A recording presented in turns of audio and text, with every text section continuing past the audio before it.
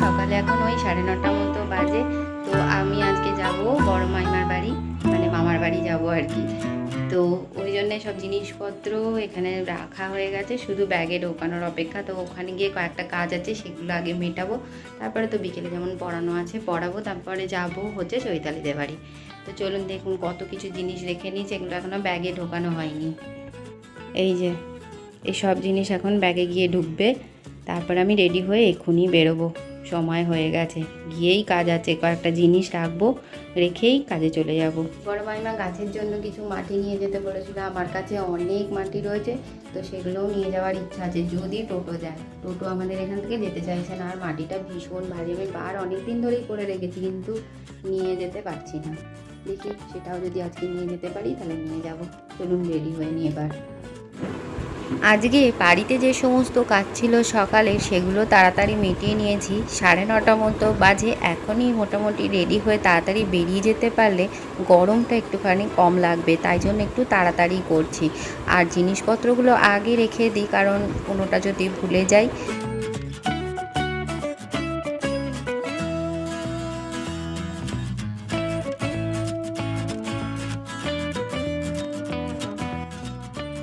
কথা বলতে বলতে মোটামুটি বেশিরভাগ জিনিসই গোছানো হয়ে গেছে। হেডফোন, চার্জার এগুলো তো নিতেই হবে, তো মোটামুটি সব নিয়ে নিয়েছি। আর অবশ্য কয়েকটা খাতাপত্র নিতে হবে, আবার চৈতালিতে বাড়িতে গিয়ে কিছু অফিসিয়াল কাজকর্মও রয়েছে। তো এক এক করে সবই মোটামুটি গুছানো হয়ে গেছে। আর একবার লাস্টে রিভিউ দেখে নেব ভালো করে, যে আর কিছু ঢোকানোর বাকি আছে কিনা।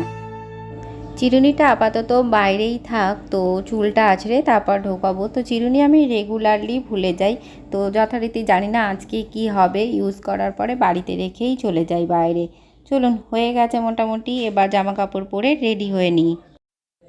গুছোনোর পরে রোজই একটু এরকম তুলে দেখে নিই যে কতটা ভারী হয়েছে। তো মোটামুটি একটু আধটু করে নিতে নিতেই ব্যাগ কিন্তু অনেক ভারী হয়ে যায়। একটু আজকে সময় নেই, তাই জন্য একদম ব্যাগটা স্পিডে গুছিয়ে নিচ্ছি। সব আগেই রাখা ছিল, এখন সব ব্যাগের মধ্যে ঢোকানো হয়ে গেছে। চলুন এবার জামা কাপড় পরে রেডি হয়ে যাই।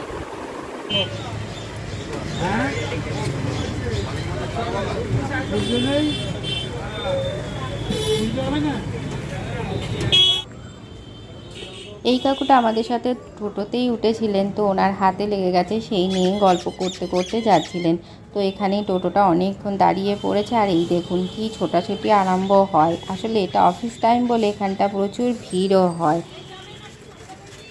এখন সকালে 9:45 মতো বাজে, আর এখনই যা রোদ উঠে গেছে কি বলবো, যেন চারপাশ থেকে আগুনের একটা ঝলকানি আসছে। তো এখানে এই ফলের দোকানটা থেকে আমি মাঝে মাঝে একটু ফল কিনেও নিয়ে যাই। আর আমি অবশ্য আজকে মাটিটাও এনেছি, জানেন।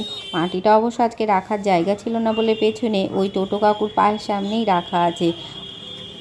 আমার বাড়ির সামনে থেকে সহজেই কিন্তু মামার বাড়িতে আসার জন্য টোটো পাওয়া যায় না, তাই ভাবছিলাম মাটিটা নিয়ে কি করব। অনেকটা মাটি তো বয়ে নিয়ে আসার অবস্থা খুবই খারাপ হয়ে যাবে। তো মোটামুটি টোটোটা পেয়ে গেলাম বলে অনেক সুবিধা হলো। চলুন এবার যাওয়া যাক।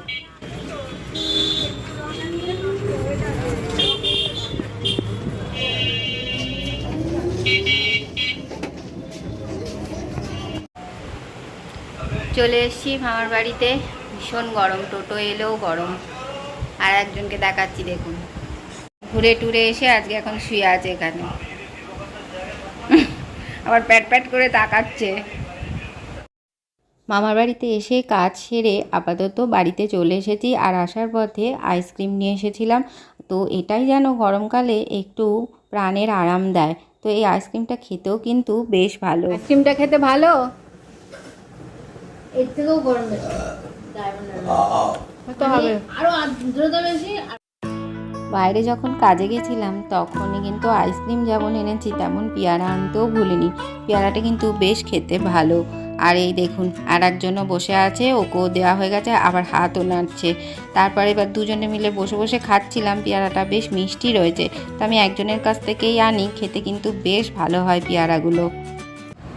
দুপুরে খাবার খেতে বসে গেছি। ভাত, শাক ভাজা, এটা আমি একদম খাই না, তাও দিয়ে গেছে জোর করে। এটা আলু আর কিসের পটলের তরকারি, এটা হচ্ছে টকের ডাল। বোনেরও আসার কথা আছে, এখনো এসে পৌঁছায়নি, তো বললো তোরা একটু খেয়ে নে, আমি একটু বাদে যাচ্ছি। চলুন খেয়ে নিই। তা আমি যেহেতু এই ছোটো মাছগুলো খেতে ভালোবাসি, তো বড় মামি নিয়েছে আজকে মাছ কাকুর কাছ থেকে। তো সকালেই মাছ এসেছিলো, আর মাছ দিয়ে সর্ষে দিয়ে এই ঝোলটা খেতে কিন্তু আমার খুব ভালো লাগে। তবে এই গরমকালে এই ঝোলটা খাওয়া খুব একটা ভালো নয়, কিন্তু তাও আমার তো খুবই ভালো লাগে, তাই জন্য একদম অল্প একটুখানি ঝোল নিয়েই ভাতটা মেখে খাবো। মাছের এই ঝোলটা খেতে খুব সুন্দরও হয়েছে। জন্মদিনে কবে খাওয়াবি? আমি বলছি আর খাওয়াবো না। কে বলছে কবে খাওয়াবি? জন্মদিন চলে গেছে আবার। হ্যাঁ ব্যাস, আমি বললাম যে হয়ে গেছে, ব্যাস মিটে গেছে, আর পয়সা করতে পারছি না। আর আমরা এখন ওষুধ ডাক্তারখানার সামনে দাঁড়িয়ে রয়েছে, ভিড় রয়েছে, তাই বাইরে দাঁড়িয়ে আছি। কেটে দিই এখন কেটে দিস, তখন ইচ্ছা ছিল।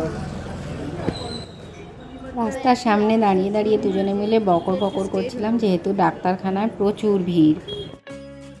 তো ডিনার নিয়ে চলে এসেছি, কাঁচা পেঁয়াজ, আলু ভাতে আর ডাল রয়েছে। এর থেকে বেশি আর গরমকালে কিছু আশাই করা উচিত নয় বা খাওয়া উচিত নয় রাত্রিবেলার দিকে। তো রাত্রিবেলা আমার যেন একদম খিদেই পাচ্ছিল না, তো একটু কাঁচা পেঁয়াজটা নিলাম যদি ভালো লাগে তাই খাওয়ার জন্য। তো চলুন খেয়ে নিই তাহলে।